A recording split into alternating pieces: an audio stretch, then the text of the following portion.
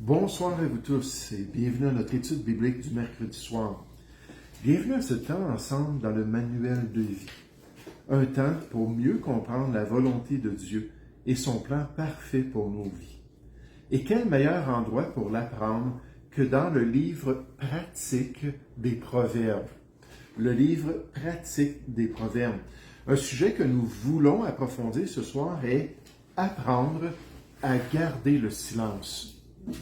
Apprendre à garder le silence.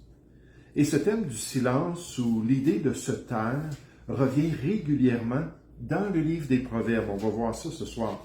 C'est une grande caractéristique de la personne qui est sage et prudente d'après ce livre, d'un croyant mature qui a appris à gérer les paroles qui sortent de sa bouche pour toujours accomplir les desseins de son Dieu. Donc, on va chercher ensemble le livre des Proverbes au chapitre 17 pour considérer un exemple de ce trait de sagesse possible dans la vie de l'être humain. Un exemple qui nous est présenté ici dans Proverbes chapitre 17. Ce que j'aimerais faire avec vous ce soir, c'est qu'après avoir un petit peu étalé cette question-là d'apprendre à garder le silence dans les voies de Dieu, ensuite on va regarder 3 raisons dans le Nouveau Testament pour lesquelles les chrétiens devraient se taire. 3 raisons pour lesquelles ils ne devraient pas parler pour accomplir la volonté de Dieu. Proverbe chapitre 17, les versets 27 et 28. Proverbe chapitre 17, nécessairement, c'est le proverbe du jour. Et le Seigneur m'a parlé ce matin concernant le message de ce soir, au verset 27. Celui qui retient ses paroles connaît la science. Et celui qui a l'esprit calme est un homme intelligent. Souvent, c'est lié ensemble d'être calme, de garder son sang-froid et de s'abstenir de dire des choses qu'on va regretter plus tard. Verset 28.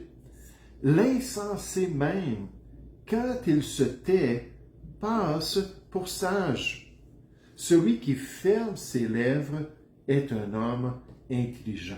Donc, juste avant de s'arrêter sur les implications du silence pour le chrétien, j'aimerais vous donner quelques exemples supplémentaires dans le livre des Proverbes. Vous n'avez pas besoin de tourner dans ces passages-là, peut-être juste prendre des références. Proverbe 10 au verset 19. Certainement mon verset favori dans le livre des Proverbes concernant cette idée de se taire. Ça dit, celui qui parle beaucoup ne manque pas de péché, mais celui qui retient ses lèvres est un homme prudent. Prudent pour ne pas pécher par ses lèvres. Proverbe chapitre 11 au verset 12. Celui qui méprise son prochain est dépourvu de sens, mais l'homme qui a de l'intelligence se tait. Donc il ne parlera pas mal contre son prochain. Proverbe 13 au verset 3.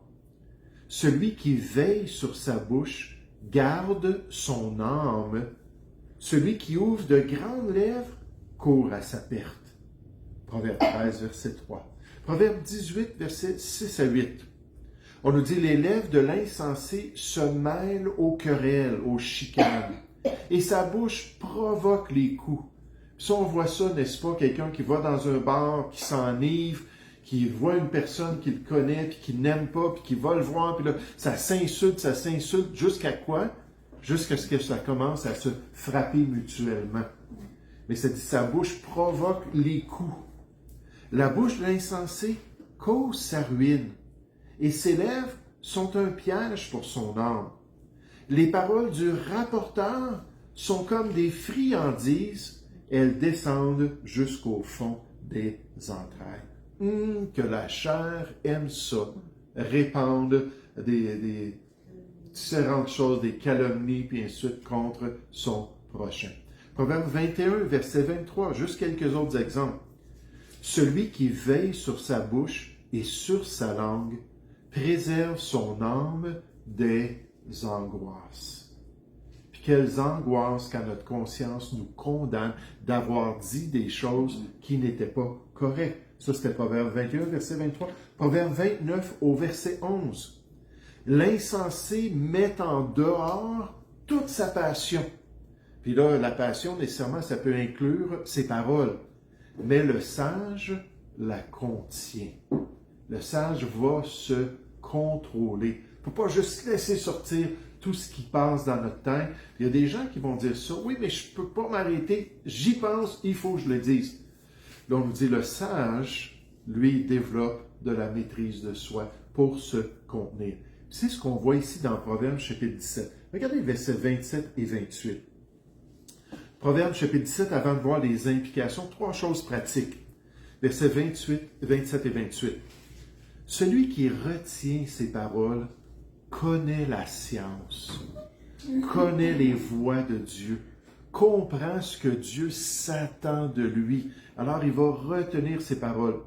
Et celui qui a l'esprit calme est un homme intelligent. Il sait qu'il doit se maîtriser.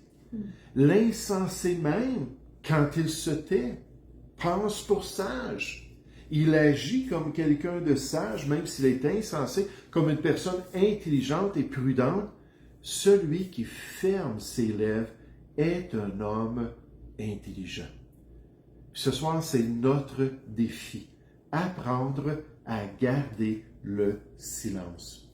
J'aimerais vous présenter 3 scénarios qui vont répondre à pourquoi. Pourquoi le chrétien devrait garder le silence? Quelles sont les circonstances dans lesquelles il est préférable de se taire et de ne rien dire? Certainement, si on faisait un sondage des chrétiens et de leur connaissance de la parole de Dieu, il y aurait plusieurs raisons pour lesquelles c'est mieux par moment de se taire. Ce soir, j'aimerais vous en suggérer 3. Premièrement, le chrétien devrait garder le silence lorsque de mauvaises paroles veulent sortir de sa bouche. Le chrétien devrait garder le silence lorsqu'il comprend, lorsqu'il saisit que de mauvaises paroles veulent sortir de sa bouche. Lorsque le mal veut se manifester par ses lèvres. Lorsque la pression de l'orgueil, par exemple, va l'amener à pécher parce qu'il va sortir de sa bouche. Dans Proverbes chapitre 30 au verset 32, ça nous dit « Si l'orgueil te pousse à des actes de folie, et si tu as de mauvaises pensées, mets la main sur la bouche avant que ça sorte de tes lèvres. » On nous dit car la pression, verset 33, du lait produit de la crème, la pression du nez produit du sang, et la pression de la colère, qui est bien souvent liée à l'orgueil dans la parole de Dieu, produit des querelles. Donc, tais-toi. Tais-toi si c'est quelque chose de mauvais qui veut sortir de ta bouche. Cherchons ensemble l'Épître aux Éphésiens au chapitre 4. L'Épître aux Éphésiens au chapitre 4. Puis dans cette section de l'Épître aux Éphésiens, vous vous rappelez, on nous parle de la nouvelle vie en Jésus-Christ, de ce qui devrait se manifester si on marche avec Dieu, si on se dépouille du vieil homme. On nous dit au verset 20-21, si on revêt du nouvel homme créé selon Dieu dans une sainteté et une justice que produit la vérité. Donc, tout le chapitre 4, cette section-là, chapitre 5 et 6, ça nous parle de la nouvelle vie. Et remarquez comment est-ce qu'on nous ordonne de bien gérer nos paroles à partir du verset 29. Éphésiens chapitre 4 au verset 29. On nous dit qu'il ne sort de votre bouche aucune parole mauvaise. Mais s'il y a lieu, quelques bonnes paroles qui servent à l'édification et communiquent une grâce à ceux qui l'entendent. N'attristez pas le Saint-Esprit de Dieu, puis par notre mauvaise utilisation de nos lèvres, on peut l'attrister, par lequel vous avez été scellés pour le jour de la rédemption, que toute amertume, puis là on rentre plus sur la cause. On sait que c'est de l'abondance du cœur, la Bible nous dit, que la bouche parle, dans Matthieu 12, 34. Donc ce qui se passe dans notre cœur, ça va venir qu'à se manifester dans nos paroles, que toute amertume, toute animosité, toute colère, toute clameur, toute calomnie et toute espèce de méchanceté disparaissent du milieu de vous dans la nouvelle vie en Jésus-Christ. Soyez bons les uns envers les autres, compatissants, vous pardonnant réciproquement comme Dieu vous a pardonné en Christ. Il faut garder le silence. Il faut se taire lorsque de mauvaises paroles veulent sortir de notre bouche. puis que Dieu puisse nous aider à seulement tolérer de bonnes paroles qui vont être édifiantes, de bonnes paroles qui vont communiquer cette grâce-là du Seigneur à nos frères et à nos sœurs dans le Seigneur. Ça, c'est la première chose ce soir que je voulais qu'on réalise. Mauvaise parole, tolérance zéro. Maintenant, d'après le Nouveau Testament, le chrétien devrait garder le silence lorsque de fausses paroles veulent sortir de sa bouche.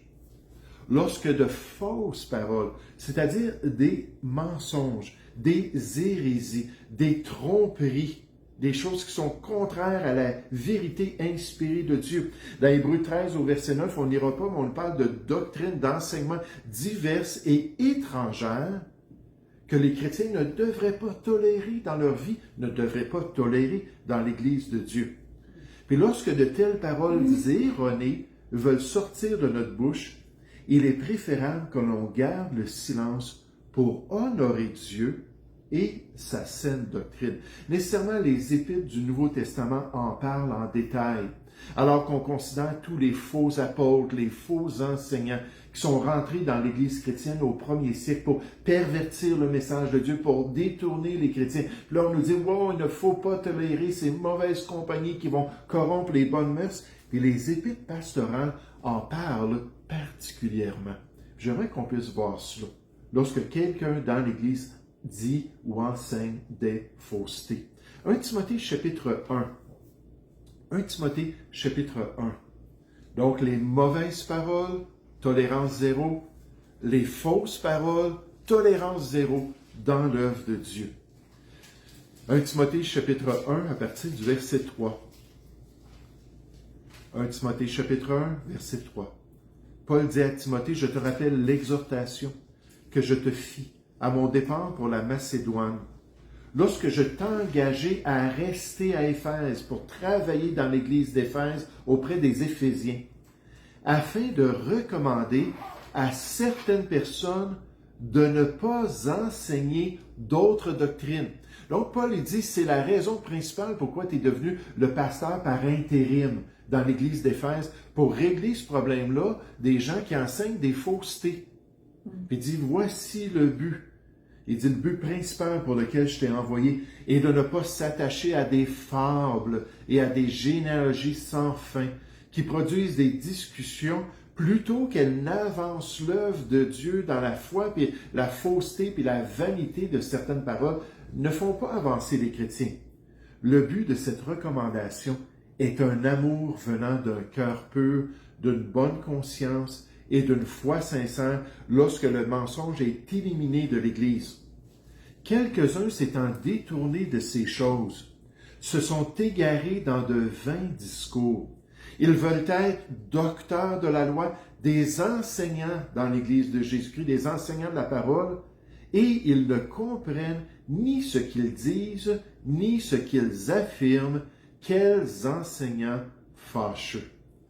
Et je crois que c'est pour ça la motivation derrière l'exhortation de Jean 3, versets 1 et 2, pas besoin d'y tourner, qui dit « Mes frères, qu'il n'y ait pas parmi vous un grand nombre de personnes qui se mettent à enseigner, car vous savez que nous serons jugés plus sévèrement. » Puis on nous donne pourquoi, dans une bonne partie du chapitre, jusqu'au verset 17, on nous dit « Nous bronchons tous de plusieurs manières. » Puis on nous parle de la langue.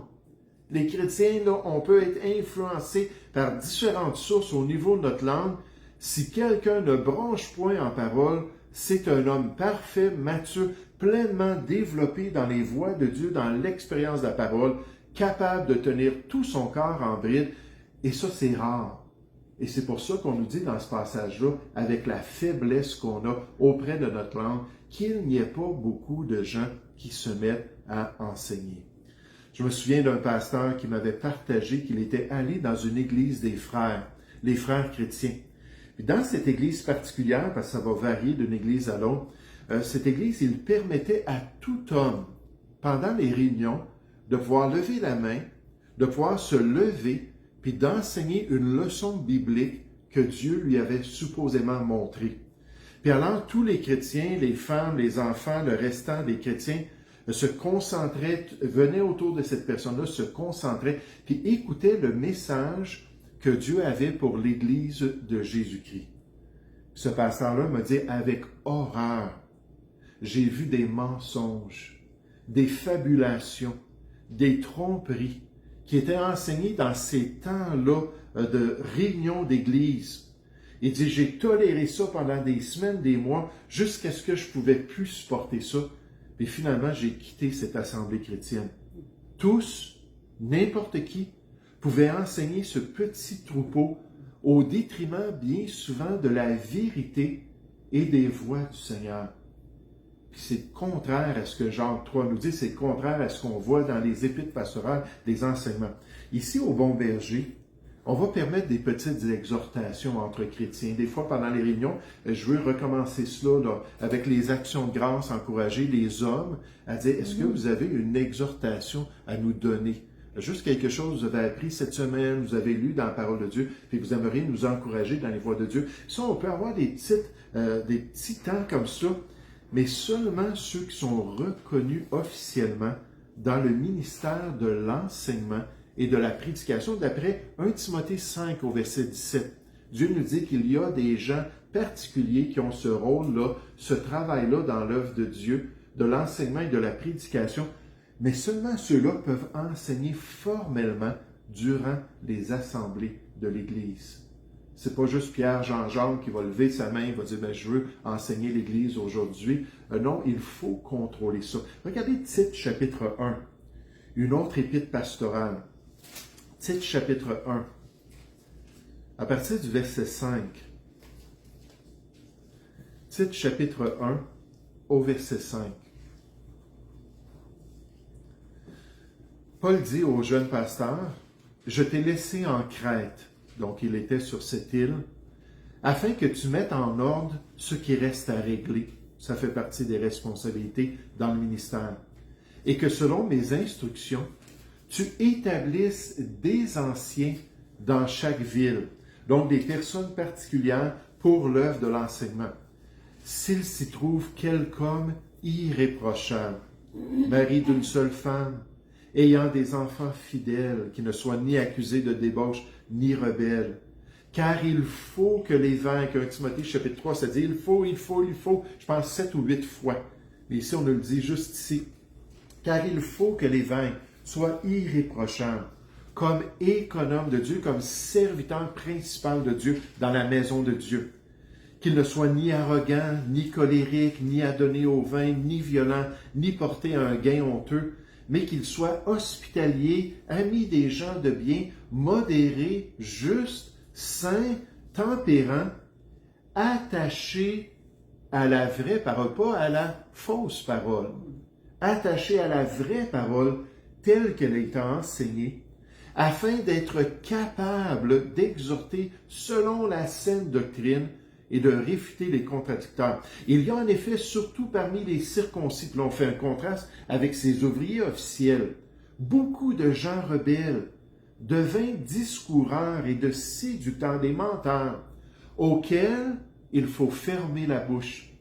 Ils bouleversent des familles entières, enseignant pour un gain honteux ce qu'on ne doit pas enseigner dans l'Église de Jésus-Christ. Puis là, il dit, agis pour mettre de l'ordre dans l'Église des Crétois. Le chrétien doit apprendre à garder le silence lorsque de mauvaises paroles veulent sortir de sa bouche. Le chrétien doit apprendre à garder le silence lorsque de fausses paroles veulent sortir de sa bouche. Et aussi, lorsqu'on regarde le Nouveau Testament, on s'aperçoit que le chrétien devrait garder le silence lorsque de vaines paroles veulent sortir de sa bouche. De vaines paroles. C'est quoi la différence entre de fausses paroles, de mauvaises paroles? De vaines paroles, c'est-à-dire des paroles qui sont inutiles, qui ne servent pas au progrès des chrétiens. C'est vide de signification aux yeux de Dieu. C'est quelque chose qu'on ne devrait pas répandre si ce n'est pas le plan de Dieu.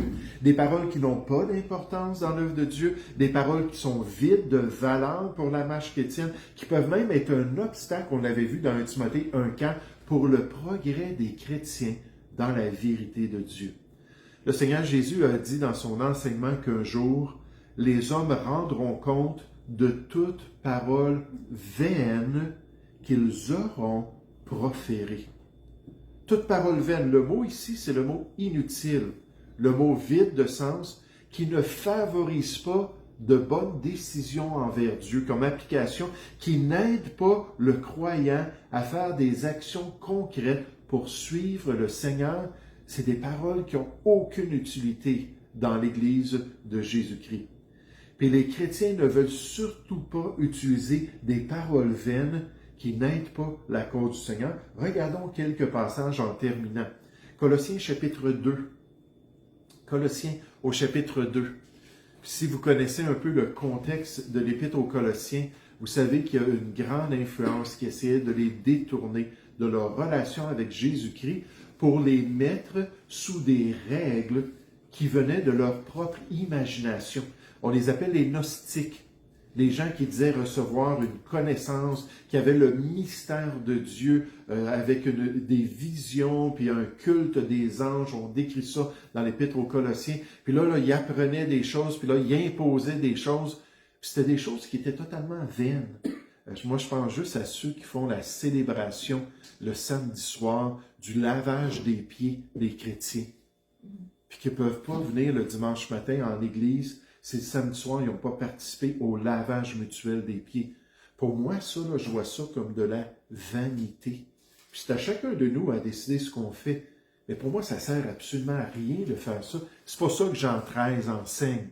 Jésus n'a pas dit « faites ce que je fais », il dit « faites comme ce que je fais avec un esprit de serviteur ». Colossiens chapitre 2, verset 8, à la lumière de cela, on nous dit « prenez garde, faites donc attention ». Que personne ne fasse de vous sa proie, comme un prédateur qui cherche une brebis là, pour la dévorer. Puis il dit par la philosophie et par une vaine tromperie. Non seulement c'est une tromperie, mais en plus ça sert absolument à rien pour le chrétien. C'est vain, c'est vide de valeur pour la vie chrétienne. S'appuyant sur la tradition des hommes, sur l'enseignement des hommes, sur les rudiments du monde, sur les principes religieux du siècle présent, et non sur Christ. C'est pas à cause d'une belle relation avec Jésus qu'ils vont enseigner ces choses-là. C'est basé sur des sources qui sont totalement vaines. Regardez 1 Timothée chapitre 6, en parlant des faux enseignants. Et nécessairement, la fausseté, c'est aussi de la vanité dans les épîtres pastorales. 1 Timothée, chapitre 6, à partir du verset 3. 1 Timothée, chapitre 6, je vous fais travailler un petit peu plus ce soir, au verset 3. Si quelqu'un enseigne de fausses doctrines, de faux enseignements, et ne s'attache pas aux saines paroles de notre Seigneur Jésus-Christ, et à la doctrine, l'enseignement, qui est, selon la piété, basé sur un cœur pour Dieu. Le verset 4, il est enflé d'orgueil. Cette personne qui enseigne de fausses doctrines, il ne sait rien.